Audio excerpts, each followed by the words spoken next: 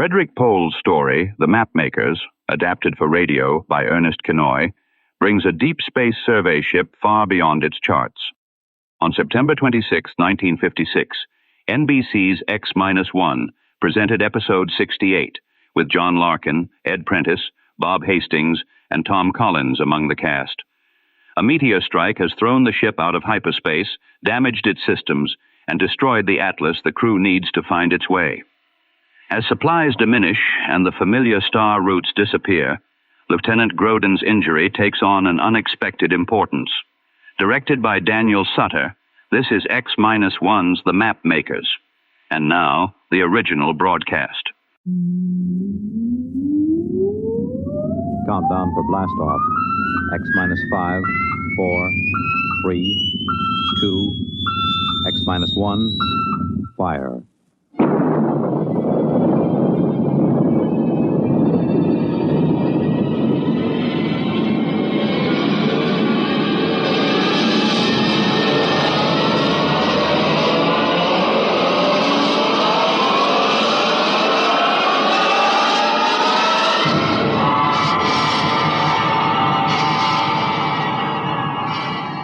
From the far horizons of the unknown come transcribed tales of new dimensions in time and space.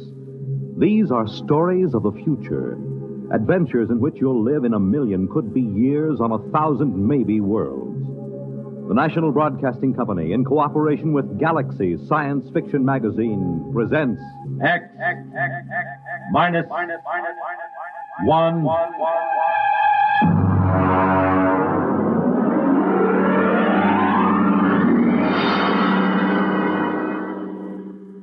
Tonight's story, The Mapmakers, by Frederik Pohl.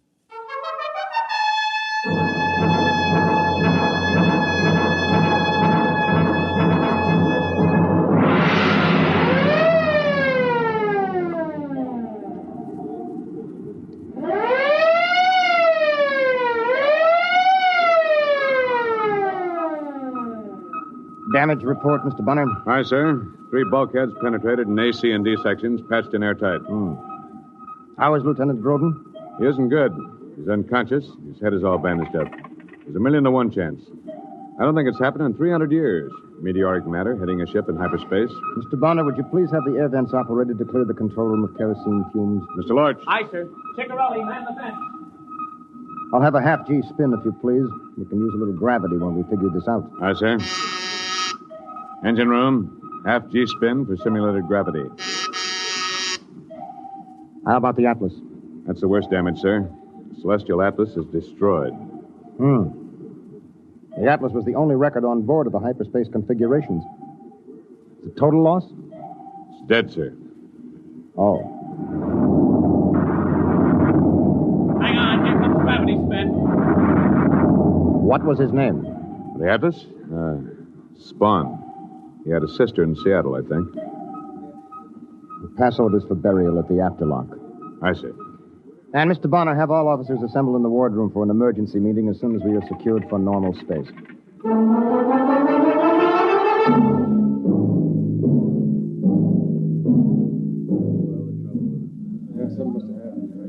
At ease, gentlemen. Gentlemen, we are in trouble. We're in the soup, and we're a long way from home. Bonner, would you get me a bulb of coffee, please? Now, nobody is going to come and get us out of this. We'll have to do it ourselves, if we can. Ciccarelli is trying to get us a fix. But I can tell you right now, we are not close to the solar system. Here you are, sir. No, thank you. That meteor dropped us out of hyperspace in the middle of a jump. Consequently, there isn't a constellation in the sky that you or I or anybody else ever saw before. We might be 100 light years from home, or we might be 10,000. Well, sir, what about our records? They went with the Atlas. We can't retrace our steps, not in hyperspace. Sir? Yes, what is it, Lorch? Burial detail standing by at the afterlock. Very well, we'll get down there in a few minutes. I'm afraid the Atlas will have to wait.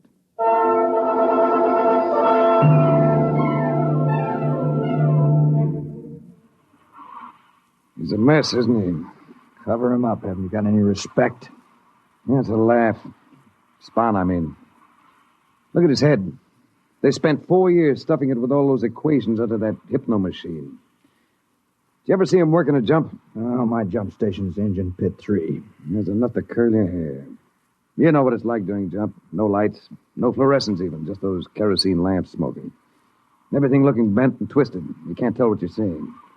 Well, Spahn stands right up there next to the captain in a trance. And he's spouting numbers and times and equations. And all the time, his eyes are shut. He's out like a light. He's sure out for good now. It's funny. He never knew how to count up his pay when he was conscious.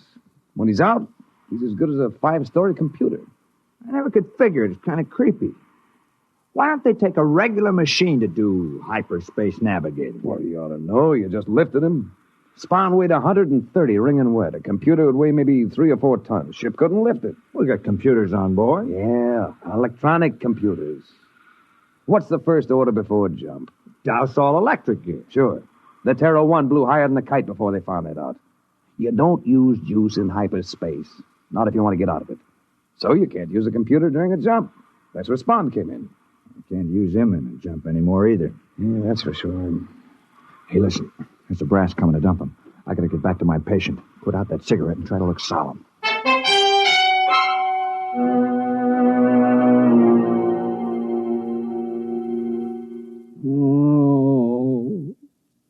Mr. Broderick.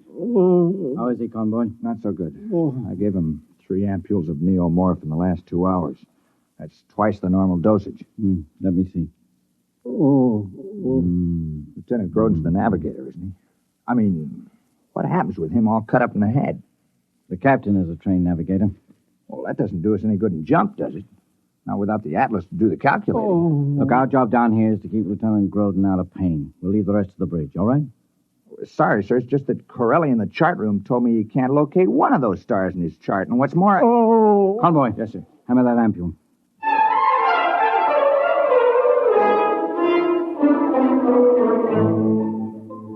Now hear this. Now hear this. Recorder's mate, second class Eklund, report to the wardroom. Recorder's mate, Eklund, report to wardroom.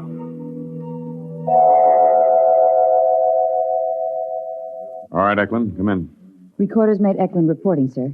Stand at ease, Eklund. You've heard about recorder's mate Spahn. Yes, sir. I was with Charlie when... Bonner, get Eklund a chair, please. Here you are. I'm all right, sir. You know that Spahn's operation was essential to navigation in a jump. No, sir. I mean, I don't know much of anything until I'm indexed. Yes, of course. You're rated as ship's librarian log. Yes, sir. Spahn read his calibrations up to this point into you? I suppose so, sir. I'm in trance when I record. Yes, of course. Now we're going to need those records. Are you ready? Yes, sir. The key word is index. All right, Eklund. Index. There she goes. Takes about 30 seconds for full trance. You know, Bonner, this is risky. Trying to backtrack on hyperspace equations by dead reckoning. A centimeter off of the figures might put us 1,000 kilometers in hyperspace. Anything up to 1,000,000 light years when we dropped back into normal. I wish that meteor had gotten me instead of the Atlas. She's in trance, sir. All right, Eklund. Ship's log. Journey day 1. Jump 1. Journey day 1. Jump 1. Normal space coordinates 345 674 65. Sub 456. Time 4356.98.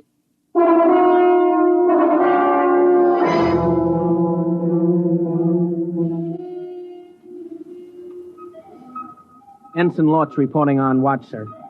No maneuvering during watch, no change in operating status. I haven't made an entry for course and position, Mr. Bonner. Just put down unknown in big letters. Yes, sir. You didn't get anything out of Eklund? Oh, sure. We got the absolute magnitudes and the stellar distances of half the stars in the galaxy, and a short course in the geodesics of the n-dimensional space. We didn't get a road map. does that thermometer read? It's all right, sir. I adjusted heat level. What? The welding torches had the temperature up 5 degrees, so I ordered air valved into the expansion line. Mr. Lorch, you were bleeding air? Well, yes, sir, to cool ship. Lorch, you're a fool. What? You valve off air as though we had a whole world of it. Did it ever occur to you we might be in space a long time and we might run out of air? But, sir, that doesn't happen. I mean... No, not when you can jump. Not when Earth is an hour or a day away, but we can't jump. You just leave those air valves alone. We'll need every molecule.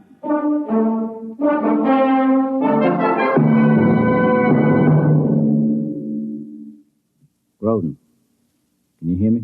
Oh. It's Doc Broderick. Can you hear me? Yes, All right, don't talk. You've been hurt. A meteorite got the Atlas and something got you right across the eyes. Drops of molten metal. You're blind, at least for now. Oh. We can fix you up from the eye bank when we get back on Earth. The Atlas. Dad. We got enough problems. I've got to take the bandages off now. Can you see anything? We're going to pass the light in front of your eyes. You tell me if you can see anything. No. Nothing but it hurts. All right, convoy. Hand me that ampule.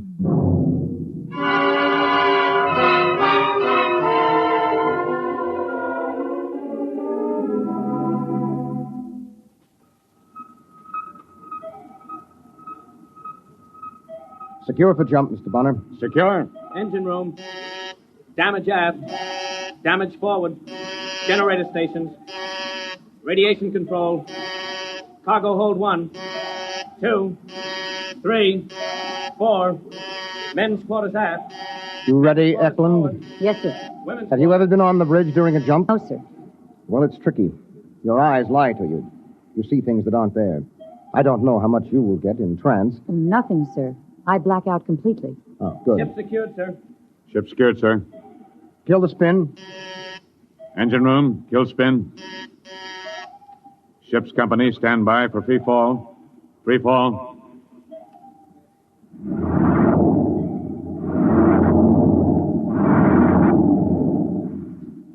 Check off. Chronometers wound and synchronized. Kerosene lamps lit. Navigator. Aye. Communicator. Aye. Atlas. I'm sorry. Ready, Eklund? Aye. Put her under. Eklund. Index. Proceed, Mr. Bonner.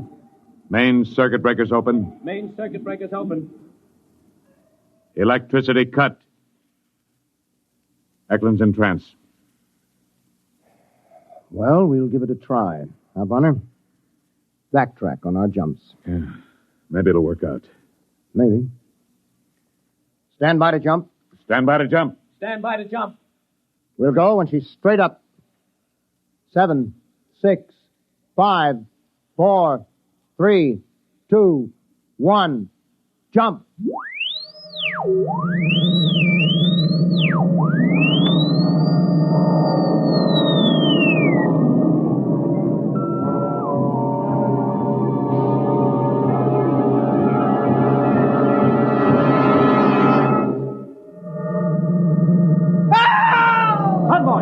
Convoy, where are you? Over here, I can't see you. Feel your way over to Groden. Everything's green. Give me the hypo. Come on, man, you've been in the jump before. Here's the ampule, sir. Not the pressure hypo. We can't use current in jump the syringe. Groden, it's all right. We're in jump, that's all. My eyes! My eyes! My eyes!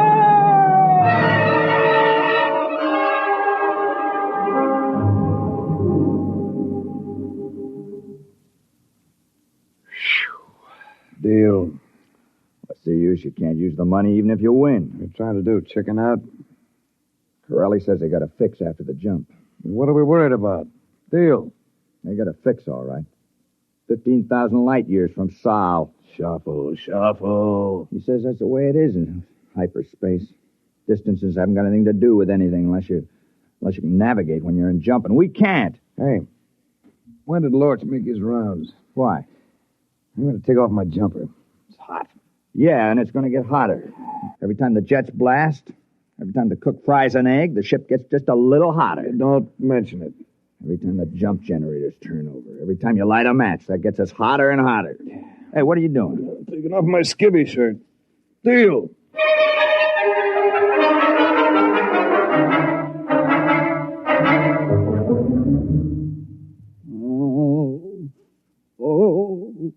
How is he, Mr. Broderick? You can tell the captain that Lieutenant Groden remains unimproved. How is he really? He's working up to some real damage. The kind I can't handle. It's in his head. I had to tell him his sight was gone, unless we can get back to an eye bank within 10 days. You can patch in an eye, but once the nerve has deteriorated, you can't replace it. Did he take it hard? Worse? Worse. He didn't say a word. I know that man is in pain. The convoy found his pills hidden under his pillow. He wouldn't take them. He just lay there without a sound until we went into the jump. Then he screamed his head off. What's wrong with him? Who knows? If I had an electroencephaloscope on board, but I'm lucky they let me have a mini X-ray. Yeah, what did doctors do before they had those gadgets? Shoot the patients? No. With luck, I could run an old-fashioned verbal psychoanalysis on him. I might pick something significant out of the sludge. Maybe 5 or 6 months. That's what they did before they had the EES. What time is it? 07:56. I've got sick call in 20 minutes. Heat exhaustion, dizzy spells, skin rashes. I'm running out of aspirin and salt tablets. Yeah. Bonner had me with a 10-man detail defluffing the filter traps on the air circulators. It's a lucky thing spaceships aren't painted. They'd have us chipping paint. Now hear this. Mr. Broderick, report to the bridge. Mr. Broderick, report to the bridge. How am I supposed to do that? I got 2 corpsmen down with heat prostration. I'll look after Groden, Mr. Broderick. Maybe I could give him an alcohol rub? Thanks, Lodge. Oh, by the way, that alcohol. Yes? It's denatured.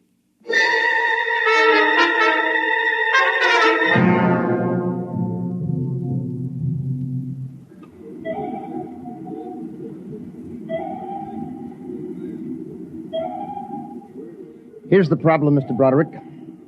We have fuel for just under 40 minutes of rocket blast at standard thrust. That will bring our overall temperature up to 60 degrees centigrade. That's the maximum the human body can stand, right? Mm-hmm. That's about 140 Fahrenheit. Well, it hits that on Earth in a couple of places around the Dead Sea, but it isn't sustained heat. It drops considerably after dark. We'll hope we find ourselves out of this before we hit 60 degrees. If we don't, at least we won't starve or suffocate. All right, gentlemen. Mr. Broderick, you can prepare for increasing heat casualties as we proceed. Yes, sir. All right, Mr. Bonner. Secure for jump.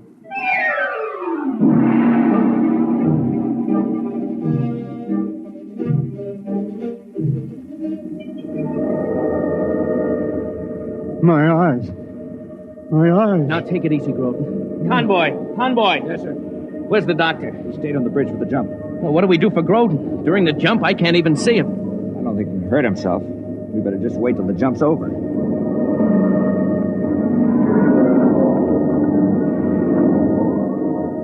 My eyes. They lied. They lied to me. They lied. I can see it. The master pattern. I can see it. No, not like seeing, like knowing. That's Lorch. And Broderick's on the bridge. And the captain. And Earth. And the sun. I can see them. Unbuckle the straps. I've got to get up to the bridge. The jump is almost over. I'll be blind again. If Lorch sees me, he'll think it's jump hallucinations. They're lost. But I'm not. I can see the whole universe. I can see. Jump completed. Secure for normal space.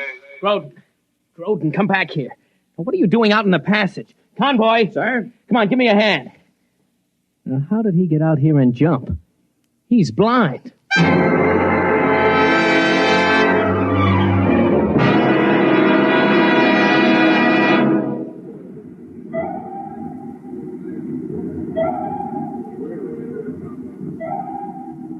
Navigation report negative, sir. Is there a fix? No, sir. Corelli thinks he can get a triangulation on an extragalactic nebula. That'll take time. Well, what's the temperature? 45. We don't have time. We'll have to keep on. If we don't end up within a light year of Sol, we're cooked. Literally. So, at your convenience, we'll take another jump. So, we've got to take a break. The only way to handle the temperature is frequent rests and liquids. Will 10 minutes be enough? Well, I suppose so. Mr. Bonner, have steward sections issue whatever they have, juices, water. There's no point in saving it any length of time. We have about 24 minutes of rocket time before the hull heats up to 60 degrees. Is there any reasonable chance? Mr. Broderick, we have tried dead reckoning from the records. But in hyperspace, we can't follow them accurately, not without Atlas. I'm timing the blasts from my pulse, because you can't trust reading a clock unless you can touch it. When we jump, I might as well be blind.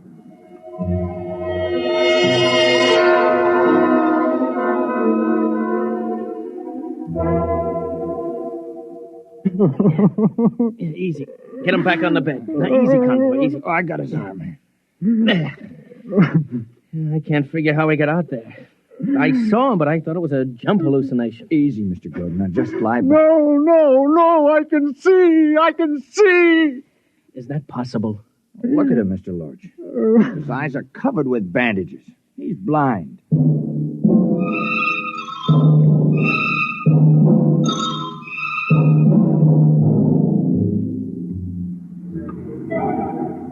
Ten minutes is up, Captain. All right.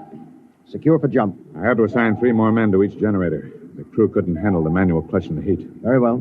Proceed. Chronometers wound and synchronized. Kerosene lamps lit. Navigator. Aye. Ready, Eklund? Aye. Index. Proceed, Mr. Bonner.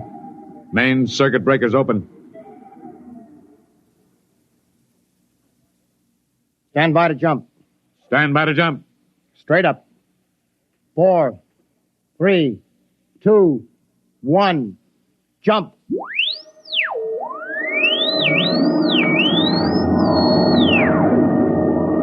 "30 seconds to full velocity, sir." You never can get used to it. You can hear, you can touch, but your eyes lie. The photons and electrons that carry vision have some crazy mathematics of their own. I know, sir.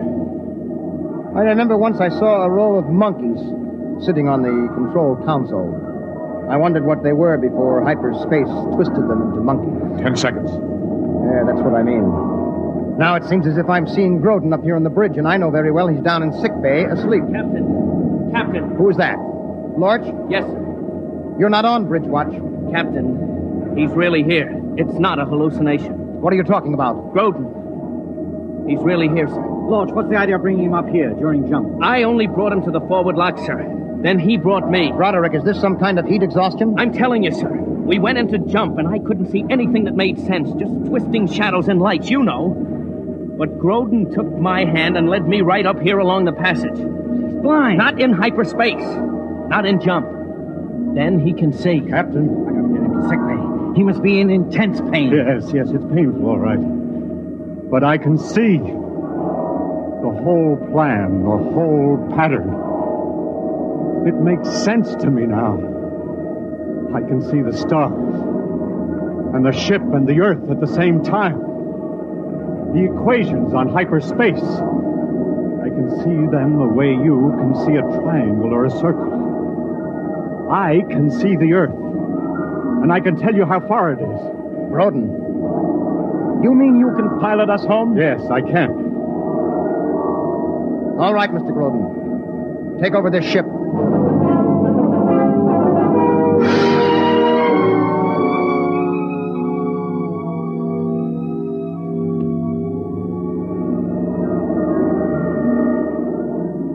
Number 3 pattern.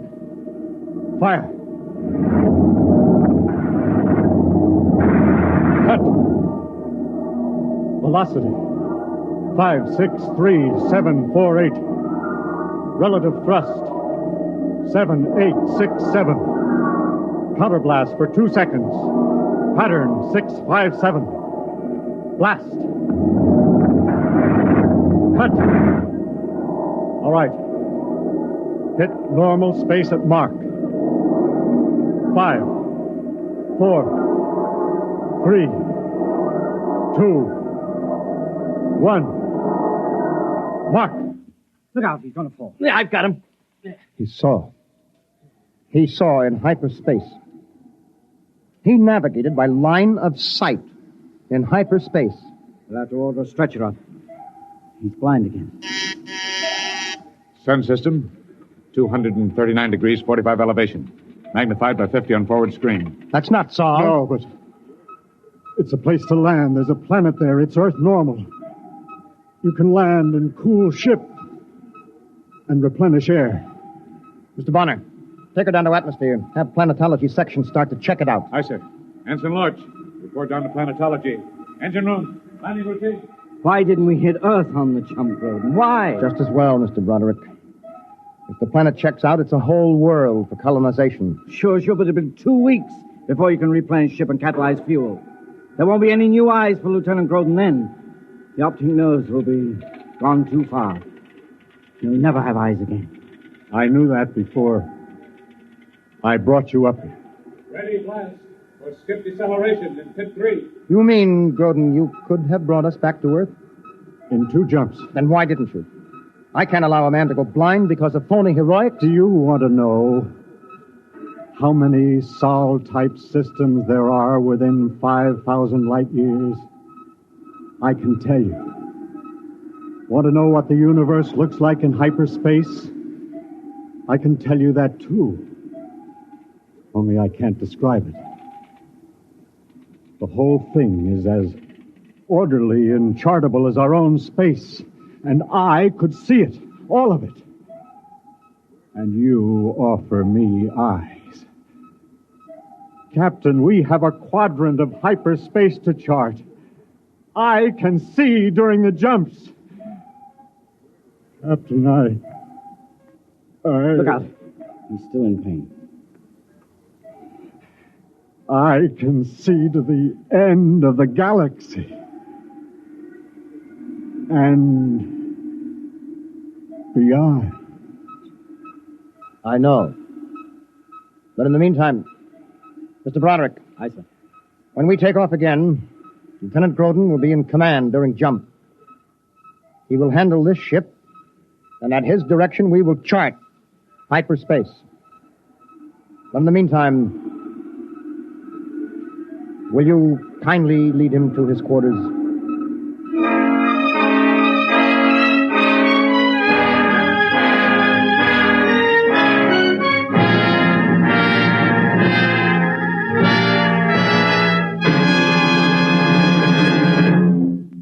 You have just heard X-1, presented by the National Broadcasting Company in cooperation with Galaxy Science Fiction Magazine, which this month features Dead Ringer by Lester Del Rey, a fascinating story about a man who learned that there was nothing on Earth which could set him free, least of all the truth. Galaxy Magazine on your newsstand today. Tonight, by transcription, X-1 has brought you The Mapmakers, a story from the pages of Galaxy written by Frederik Pohl and adapted for radio by Ernest Kinoy. Featured in the cast were John Larkin, Ed Prentiss, Bob Hastings, Tom Collins, Dick Hamilton, Burford Hamden, Raleigh Bester, and Carl Frank. Your announcer, Fred Collins. X-1 was directed by Daniel Sutter and is an NBC Radio Network production.